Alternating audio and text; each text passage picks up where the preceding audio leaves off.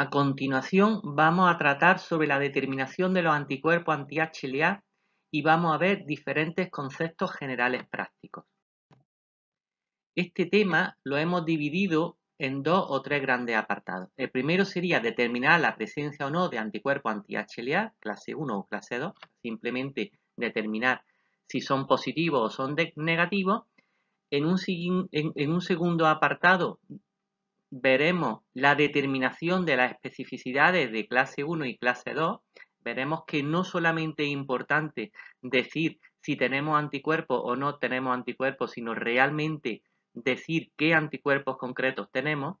Y por último, el cálculo del porcentaje del PRA. Vamos a ver este concepto en qué consiste, porque es un concepto que muchas veces lleva a confusión y además vamos a ver cómo se calcula y cómo podemos verlo. Vamos a empezar de todas maneras el tema hablando de una serie de conceptos generales sobre el trasplante, porque una vez que entendamos estos conceptos, vamos a poder entender perfectamente la importancia de lo que vamos a tratar a continuación. En primer lugar, vamos a poner el ejemplo de un ratón A que hemos trasplantado un trozo de su piel a un ratón B y vemos cómo en 7 o 10 días ese ratón B destruye el trozo de piel que se le ha puesto. En este caso sería el trozo de piel, el cuadradito de color rojo. Si este mismo ratón A se le coge un trocito de piel y se le vuelve a poner a este ratón B, en este caso el cuadradito de color rosa, ya este ratón no lo destruye en 7 o 10 días, sino mucho antes, en 2 o 3 días. En cambio, si nosotros cogemos un ratón C y le quitamos un trocito de piel, el cuadradito este de color amarillo, y se lo ponemos a un ratón B, al mismo ratón B de antes, la destrucción no va a ser en 2 o 3 días, como cabría esperar, porque sería como un tercer trasplante que le hemos puesto a este ratón, o un segundo. Va a ser en 7 o 10 días, o sea, correspondería a como si le hubiéramos puesto el primer injerto de piel. Está claro que hasta ahora mismo lo que hemos hablado es que haya lo que haya detrás, tiene que haber un fenómeno de especificidad y memoria, porque el ratón ha reconocido cuando se le ha puesto el injerto de un ratón o de otro y además ha sido específico del ratón determinado. No solamente ha reconocido que se le ha puesto previamente, sino que se le ha puesto previamente de un ratón determinado. En el organismo, el sistema que funciona de esta manera con especificidad y memoria es el sistema inmune. Por lo tanto, podríamos decir que lo que está detrás del rechazo de los órganos trasplantados no es nada más y nada menos que el sistema inmune. Esto sería el esquema de la respuesta normal del sistema inmune. O sea, en condiciones normales, el sistema inmune reconoce un antígeno y se pone en marcha una respuesta inmune para destruirlo. Esto sería en condiciones normales. Nosotros en el trasplante tenemos que identificar ese antígeno cuál sería. ¿Qué características tendría ese antígeno? La primera ya la hemos visto, tiene que ser algo extraño, porque si no fuera algo extraño nosotros no reaccionaríamos frente a él. La segunda característica de ese antígeno es que sea inmunogénico. Si el sistema inmune responde, es porque lo que estamos poniendo es inmunogénico. Además debe ser algo polimórfico, o sea, debe ser diferente de unas personas a otras, porque todas aquellas moléculas que son idénticas en todas las personas, nosotros podemos traspasarlas de una a otra y el sistema inmune no reacciona frente a ellas. Tiene que ser algo ubicuo, evidentemente tiene que estar en muchísimas células o en todas, porque si trasplantamos corazón, trasplantamos hígado, trasplantamos riñón, páncreas, cualquier órgano, ocurre exactamente lo mismo. Pues aquí aparece la palabra mágica. Se está produciendo ese rechazo porque las células que nosotros estamos trasplantando o los órganos que nosotros estamos trasplantando de unas personas a otras llevan unas proteínas que se llaman HLA. El HLA se encuentra en la superficie de las células y el HLA reúne todas estas características y por tanto unas personas van a reconocer como si fuera un antígeno extraño las moléculas HLA de otra persona que sean diferentes. De esta manera, nosotros podemos decir que el HLA es como el carnet de identidad de cada persona, es lo que nos va a definir a cada uno y por lo tanto el HLA de otra persona para nosotros sería extraño, ajeno a nosotros y por lo tanto lo identificamos como algo que nos puede causar un daño. En este sentido, el sistema inmune reconoce algo extraño o algo ajeno y pone en marcha una respuesta para eliminarlo.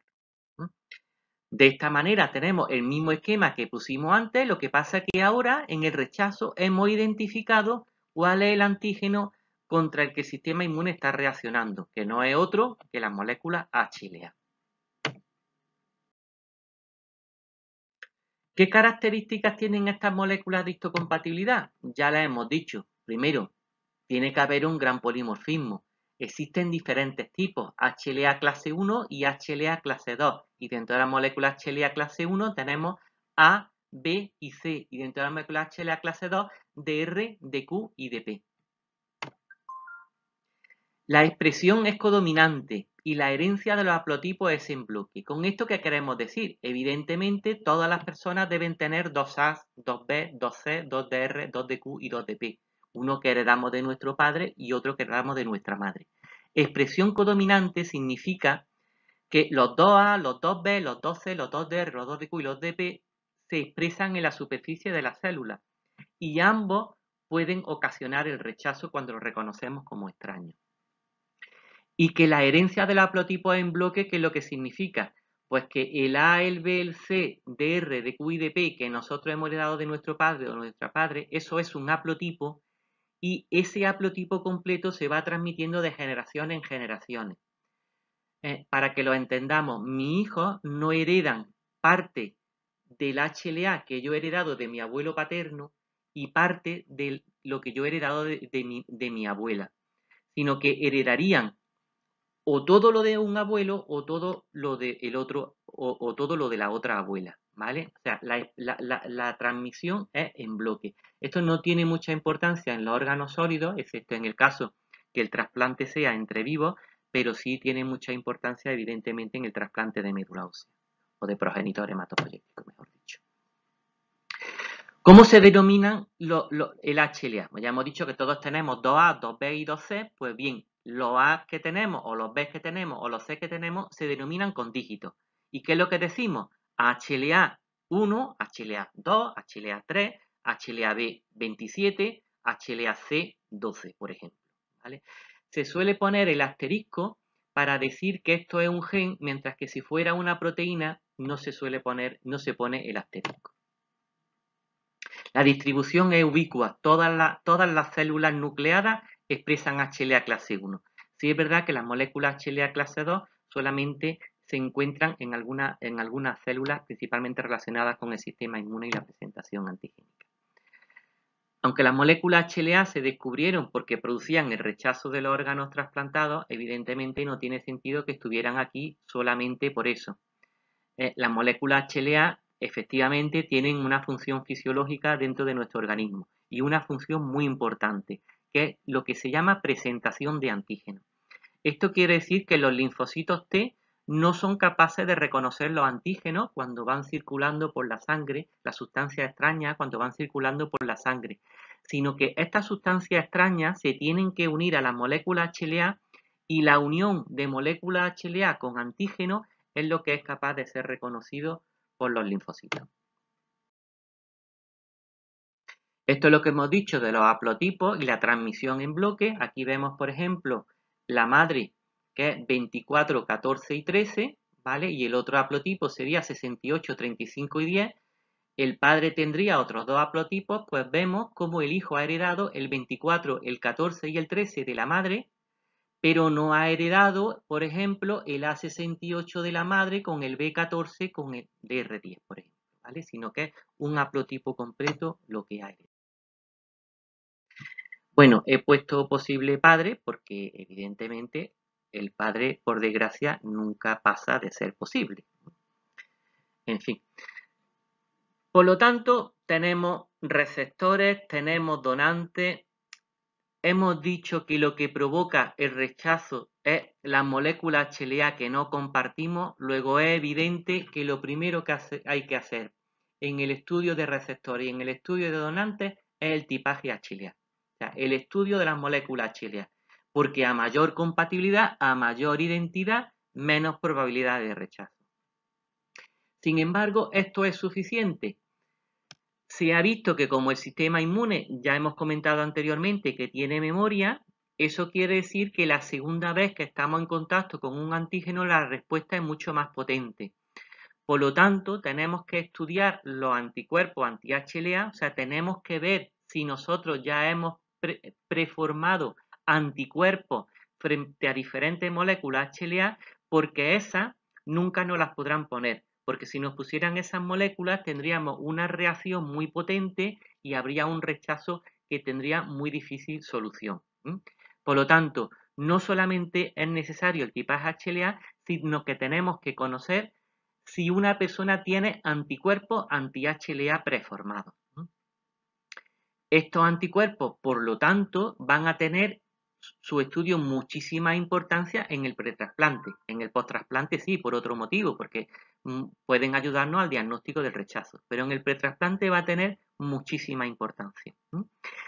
¿Qué es lo que ocurre? Que yo en el pretrasplante puedo saber si una persona tiene anticuerpos anti-A2, anti-B27, pero realmente hasta que yo no hago el estudio del donante, no puedo saber si yo tengo prohibido ese donante o no. Por lo tanto, en el momento justo previo al trasplante, se hace lo que se llaman pruebas cruzadas, en las cuales yo voy a analizar si esa persona tiene anticuerpos en concreto frente a las moléculas HLA del donante concreto que me irían a poner. Los órganos, cada uno de los órganos va a tener una inmunogenicidad diferente. El estudio de los anticuerpos va a ser mucho más importante en unos órganos que en otros. Por ejemplo, en el hígado se ha visto que la probabilidad de rechazo por anticuerpos es muy pequeña y prácticamente no es necesario el estudio. En cambio, en riñón, páncreas, pulmón y corazón, este estudio sí es bastante más importante. La pregunta es evidente. ¿Por qué tenemos anticuerpos anti-HLA en una persona si no nos han puesto? Hombre, si nos han puesto un trasplante previo, es evidente que podemos formar anticuerpos frente al trasplante que nos han puesto. Pues, ¿cuáles son las circunstancias que nos hacen tener anticuerpos? Una ya la hemos visto, un trasplante previo. Otra, una transfusión de sangre. Y la tercera sería el que una persona, en este caso de sexo femenino, se queda embarazada y el hijo va a tener la mitad de antígeno HLA del padre y la mitad de la madre. Por lo tanto, la madre puede reconocer las moléculas HLA que el hijo ha heredado del padre y formar anticuerpos frente a las mismas. El estudio de las moléculas HLA, ¿cómo se estudia principalmente? Hoy en día tenemos una tecnología que se llama Luminet, que es la tecnología que nos hace este estudio más fácil, más cómodo y además es la manera de verlo con mayor sensibilidad y especificidad. Luminet es una técnica que se basa en la citometría de flujo y por lo tanto tiene el equipamiento consonante para hacer una citometría de flujo. Tiene un dispensador de fluido con una plataforma, con un citómetro de flujo y un programa de adquisición y análisis. Con esta técnica, ¿qué es lo que nos permite saber? Pues lo primero que decíamos, saber si una persona tiene anticuerpos frente a HLA o no tiene anticuerpos. Y además esta técnica nos permite saber si esos anticuerpos son anticlase 1 o anticlase 2. En esta imagen vemos a la izquierda cómo hay una persona en la cual estamos viendo que tiene anticuerpos anticlase 1, y por eso aparece en el programa de color rojo. Si no tuviera anticuerpos, estas columnas serían mucho más bajas y aparecerían de color verde. Y a la derecha tenemos que esta misma persona tiene anticuerpos anti-HLA clase 2. De igual manera, decimos que si esta persona no tuviera anticuerpos, estas columnas serían mucho más bajas y además aparecerían de color verde. También comentábamos al principio que no es suficiente solamente con saber que una persona presenta anticuerpos, anti-HLA, o no presenta anticuerpos, sino que es importante saber la especificidad, porque un ejemplo muy evidente, si un donante es A2 y yo tengo anticuerpos A3, a mí me podrán poner ese donante, pero en cambio, si un donante es A3 y yo tengo anticuerpos anti-A3, ese donante en concreto no me lo podrán poner, ¿vale? Entonces es muy importante saber la especificidad. La especificidad también la hacemos con la misma tecnología de Luminet. Y aquí vemos cómo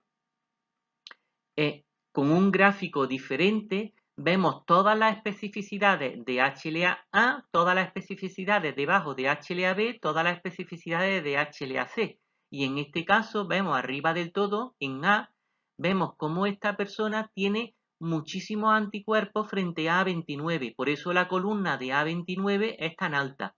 También tiene muchos anticuerpos frente a B44, por eso la columna de B44 es tan elevada. En cambio, si nos vamos a la derecha del gráfico, vemos que frente a A25 no tiene anticuerpos y vemos que no tiene una columna que nos indique que tenga anticuerpos. O tampoco tiene frente a B39. De igual manera que antes hemos visto HLA clase 1, ahora vemos las especificidades de HLA clase 2. Podemos determinar las especificidades de DR, de RW, de QA, de QB, de PA y de PB, de cada una de las cadenas polimórficas que tiene el HLA. Pues bien, Luminet es la técnica que utilizamos hoy en día, que hemos dicho que es una técnica muy estandarizada, con unos patrones muy evidentes y que nos permiten saber los anticuerpos muy claramente que tiene una persona y además podemos compararlos a lo largo de la evolución y a lo largo del tiempo, incluso comparar con otros hospitales. Antiguamente había otra técnica que se basaba en la citotoxicidad y esta técnica era muy complicada. Los resultados que obteníamos no eran tan fiables y además era muy costosa en tiempo y en dinero. El motivo era, teníamos que sacarle sangre a una serie de personas, normalmente 100, para que los cálculos fueran más o menos evidentes, y teníamos que ir estudiando cada una por separado y anotándole el tipaje. Entonces, como no teníamos además programa informático, manualmente teníamos que ir viendo qué especificidad aparecía en cada uno de los casos que iba dando positivo. En este caso, por ejemplo, A23, A24, dudábamos de B37, pero ya digo que no era una técnica muy fiable. En esta técnica había que separar los linfocitos mediante una técnica de ficoleo. Posteriormente había que sembrar cada uno de los pacientes con el suero de cada uno de los posibles receptores en unas placas que reciben el nombre de placas Terasaki, y realmente era muy costoso. Era muy costoso de hacer, ya digo, en tiempo y en dinero. En cambio, sí obteníamos una información un poquito más clara cuando nosotros lo que queríamos determinar no solamente eran las especificidades, sino un concepto que es el concepto de PRA, que es el panel reactivo de anticuerpos. Y además un panel reactivo de anticuerpos que son además los anticuerpos que son más importantes porque son aquellos citotóxicos. ¿Qué es el PRA? El PRA es un porcentaje que nos indica aquel tanto por ciento de donante que a una persona no se le va a poder poner, ¿vale? Es un concepto meramente estadístico. ¿Y cómo lo calculo? Yo utilizo suero de los diferentes receptores, utilizo linfocitos de diferentes sujetos, los enfrento y veo contra cuántos de estos linfocitos cada uno de los receptores tiene anticuerpos. Y yo eso lo veo porque al microscopio en los pocillos voy a ver que los linfocitos están vivos o están muertos. En este caso, por ejemplo, yo he presentado 6, el paciente este, el receptor este, tiene anticuerpos frente a 6 y en cambio no tiene anticuerpos frente a 14. Por eso en 6 pocillos yo he encontrado muerte y en 14 no. O sea, 6 sobre 20, ¿vale? Este paciente 6 sobre 20, en ese caso 30% de PRA. O sea, ¿qué quiere decir? Que de cada 100 posibles donantes, 30 no voy a poder, perdón, el PRA sería de 70, porque la LISI es en 14 sobre 20. 70 no podría ponérselo y 30 sí, porque no hay LISI. Este cálculo que me obliga a sacarle sangre todos los días a 20 personas, 50 personas, 100 personas, se puede hacer de una manera mucho más cómoda sin necesidad de sacarle sangre a nadie. El problema de sacarle sangre a 100 personas es que yo además estas células no puedo guardarlas porque los linfocitos tienen una viabilidad de 48, 72 horas y mueren y ya no nos sirven. Por lo tanto, los estudios tengo yo que hacerlo en el mismo día que se extrae la sangre. Existe lo que se llama el PRA virtual.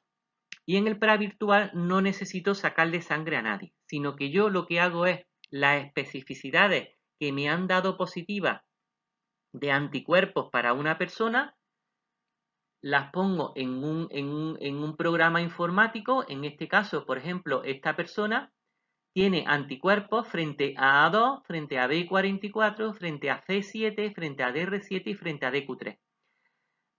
Lo entro en un programa informático, le digo que me calcule el PRA virtual y él me va a decir, en este caso concreto, que esta persona, su PRA virtual es de un 95,051%. ¿Eso qué significa? Que de 100 donantes, a 95 no le van a venir bien y solamente le van a venir bien 5. ¿Y esto cómo lo calcula? Hay una población de 6.080-70 personas que están tipadas, que tienen su HLA hecho, y de esas 6.080-70 personas, un 95% tiene al menos uno de esos alelos que hemos comentado. ¿Qué ventajas y qué inconvenientes tiene la citotoxicidad que hemos dicho al principio con este cálculo del PRA virtual? El CDC es menos sensible, la fase sólida es más sensible. El CDC tiene falsos positivos porque también se va a unir inmunoglobulina M, mientras que la fase sólida solo va a unir inmunoglobulina G, que son las importantes. Me va a poder diferenciar la clase 1 y la clase 2. Si bien es verdad que la fase sólida lo diferencia muy fácilmente, mientras que el CDC me va a obligar a hacer un paso posterior de separación de linfocitos T y linfocitos B. Y los anticuerpos no fijadores de complemento no son determinables en la CDC y sí son en la fase sólida.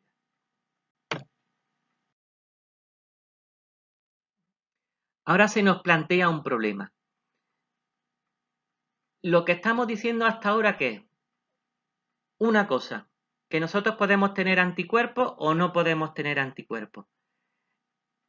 ¿Qué significa que tengamos anticuerpos? Simplemente que esa persona va a tener más facilidad para formar anticuerpos frente a cualquier HLA y va a tener más riesgo de formar anticuerpos. ¿Eso quiere decir que no le podemos poner un donante cualquiera? No, simplemente que tendremos que saber si el donante tiene una serie de HLA o no. Segundo concepto que hemos visto, especificidades de anticuerpos. Con las especificidades que estamos viendo, que si una persona tiene anticuerpo anti-A2, no le podemos poner un donante que sea A2. Está claro.